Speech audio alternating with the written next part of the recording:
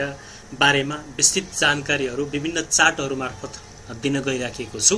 ध्यान दिएर सुन्नुहोला, हेर्नुहोला। अब यसको सर्वप्रथम नौलो जीवन समृद्धि जीवन बीमा योजना भनेको कस्तो प्रकारको बीमा योजना हो भन्ने कुरा हामीले बुझ्नुपर्ने हुन्छ। आजको बचत र लगानी भोलिको समृद्धि जिन्दगानीको मूल नाराका साथ नौलो धनवर्ष नामक नयाँ सावधिक जीवन बीमा योजना नेपाल लाइफ इन्सुरेन्स कम्पनीले कार्यान्वयनमा ल्याएको छ। यसको मूल नारा आज हामीले बचत र लगानी गर्दा भोलिको हाम्रो जिन्दगी समृद्धि हुन्छ भन्ने छ र यो नौलो धनवर्ष नामक सावधिक जीवन बीमा योजना अन्तर्गत पर्दछ। यस योजनामा सीमित वर्षको बीमा शुल्क भुक्तानीमा बीमा अवधिभर जोखिम वहन हुने, बीमा अवधि समाप्त हुनु अगावै विभिन्न 4 किस्तामा बीमाङ्क रकम भुक्तानी हुने, एकल भुक्तानीको व्यवस्था, अपाङ्ग अशक्तताको सुविधा, बिमालिक धितोमा 1 वर्ष हुने कर्ज उपलब्ध हुने जस्ता विभिन्न प्रकारका राम्रा सुविधाहरू यस योजना अन्तर्गत रहेका छन्। यो योजनामा प्रमुख सुविधा र प्रमुख विशेषताहरू के छन् भन्दा हाम्रो अवधि समाप्त हुनु अगावै विभिन्न किस्तामा रकम प्राप्त गर्छौं, 1 नम्बर विशेषता। र एकल भुक्तानी गर्ने पनि सुविधा छ यहाँ, र अपाङ्ग अशक्तता जस्ता सुविधाहरू पनि छन्।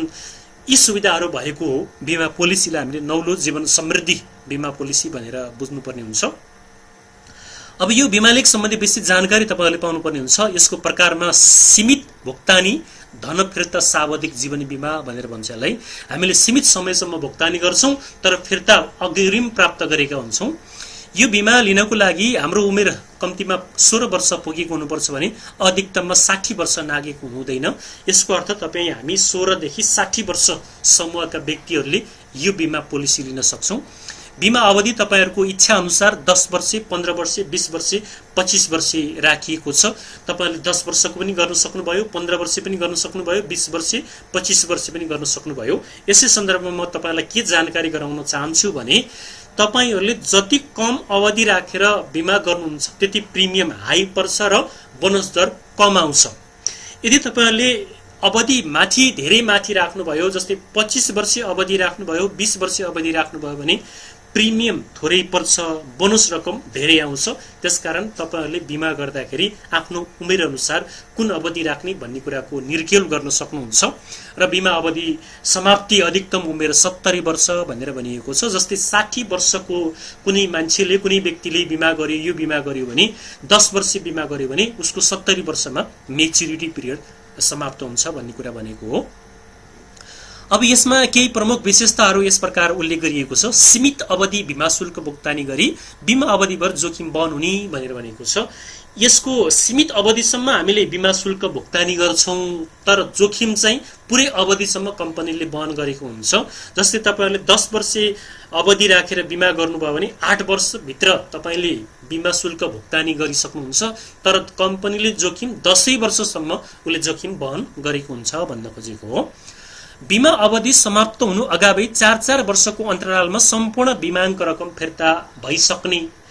यसको अर्को प्रमुख विशेषता के छ भन्दा बीमा अवधि समाप्त हुन 4 वर्ष अगाडि नै 4 वर्षको अन्तरालमा तपाईहरुले गरेको बीमाङ्क रकम कम्पनीले फिर्ता गरिसक्छ। बीमा अवधि समाप्ति एकमुष्ट बोनस रकम पाइने। 4 वर्ष अगाडि नै तपाईले बीमाङ्क रकम लिइसक्नुहुन्छ र बीमा अवधि समाप्तिपछि बाँकी एकमुष्ट जुन बोनस प्राप्त गरेको हुन्छ हाम्रो पोलिसीले त्यो बोनस रकम पाइने भयो। बीमा अवधिमा बिमितको मृत्यु भएमा विभिन्न किस्तामा गरिएको आवधिक भुक्तानी कट्टा नगरी बीमाङ्क आर्जित बोनस रकम उपलब्ध हुने भनेको छ।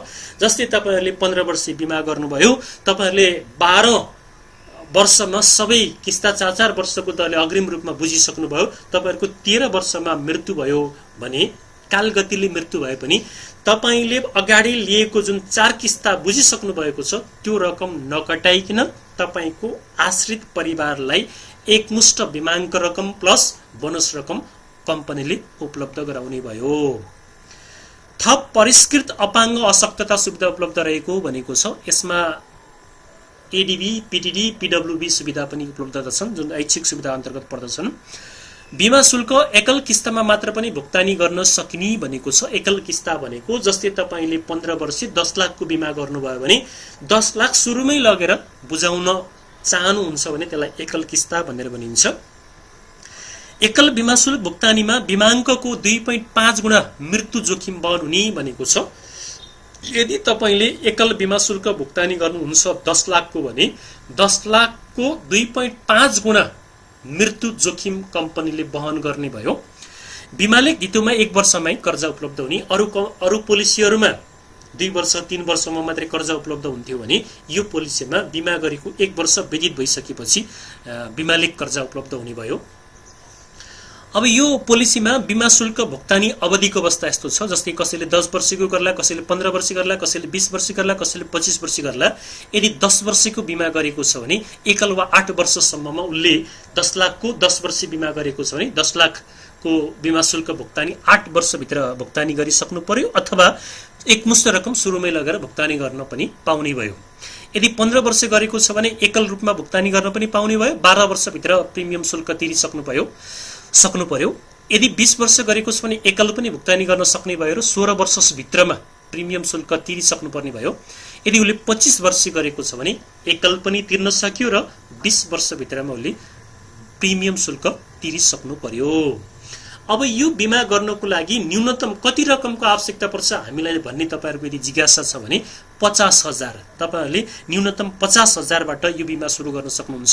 50,000 न्यूनतम रकम भयो भने अधिकतम रकमको कुनै सीमा छैन। आफ्नो आय स्रोतको आधारमा तपाईहरुले जति रकमको पनि बीमा गर्न सक्नुभयो।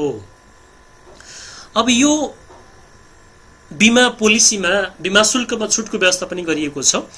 यसमा बीमाङ्क रकमको आधारमा छुट र बीमा शुल्क भुक्तानी तरिकाको आधारमा छुटको व्यवस्था गरिएको छ।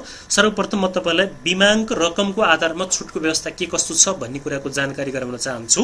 जस्तै 5,01,000 देखि तपाईले 25 लाख सम्मको बीमा गर्नुभएको छ भने 50 पैसा प्रति हजार छुट पाउनुहुन्छ।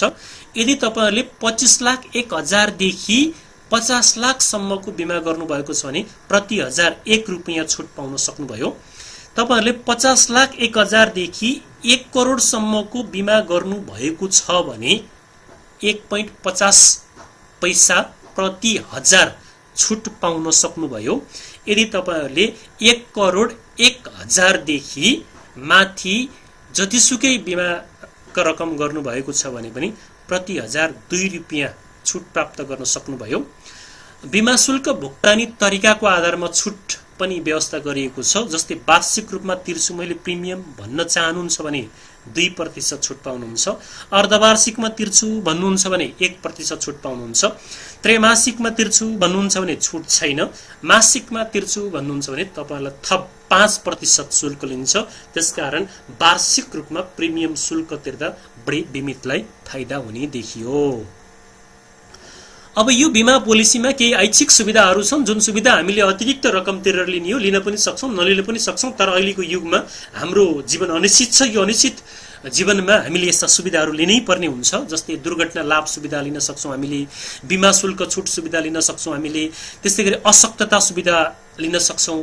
पीटीडी, पीडब्ल्यूबी, एडीबी सुविधा भनेको यो ऐच्छिक सुविधा बीमाङ्क बराबर अधिकतम 1 करोड सम्मको लिन सक्ने भनेको छ। अधिकतम जस्तै तपाईले 50 लाखको बीमा गर्नुभयो भने 50 लाखकै ऐच्छिक सुविधा लिन पाउनुभयो। 10 लाखको गर्नुभएको छ भने 10 लाखको पाउनुभयो। 1 करोडको गर्नुभएको छ भने 1 करोडको पाउनुभयो। तर 2 करोडको गर्नुभएको छ भने 1 करोड सम्म पाउनुहुन्छ, 2 करोड पाउनुहुन्न। यदि बीमा अवधिमा बिमितको दुर्घटनाको कारणबाट मृत्यु भएमा ऐच्छिक सुविधाको बीमाङ्क बराबर थप रकम उपलब्ध हुने र दुर्घटनाको कारणबाट अपाङ्ग अशक्त भएमा ऐच्छिक सुविधाको बीमाङ्क बराबरको रकम मासिक 120 किस्तामा उपलब्ध हुने र बाँकी अवधिको बीमा शुल्क भुक्तानी गर्नु नपर्ने भन्छ। जस्तै तपाईले यो ऐच्छिक सुविधा एडीबी सुविधा लिनुभयो, पीटीडी सुविधा लिनुभयो, पीडब्ल्यूबी सुविधा लिनुभयो भने एडीबी एक्सिडेन्टल डेथ बेनिफिट सुविधा लिनुभयो। जस्तै 10 लाखको बीमा गर्नुभएको छ भने 10 लाख तपाईको इच्छाको व्यक्तिले एडीबी सुविधा पाउने भयो। त्यो मृत्यु हुँदाको बखतसम्मको बोनस रकम, एडीबी सुविधा र बीमाङ्क रकम तपाईको इच्छाको व्यक्तिले प्राप्त गर्ने भयो। यदि दुर्घटना भएर तपाईको मृत्यु भएन, तपाई अंग भंग हुनुभयो, तपाईको हात खुट्टा गुम्यो, आँखा गुम्यो भने तपाईहरुले अब प्रिमियम वेवर बेनिफिट सुविधा पाउनुहुन्छ र अशक्तता सुविधा पनि पाउनुहुन्छ।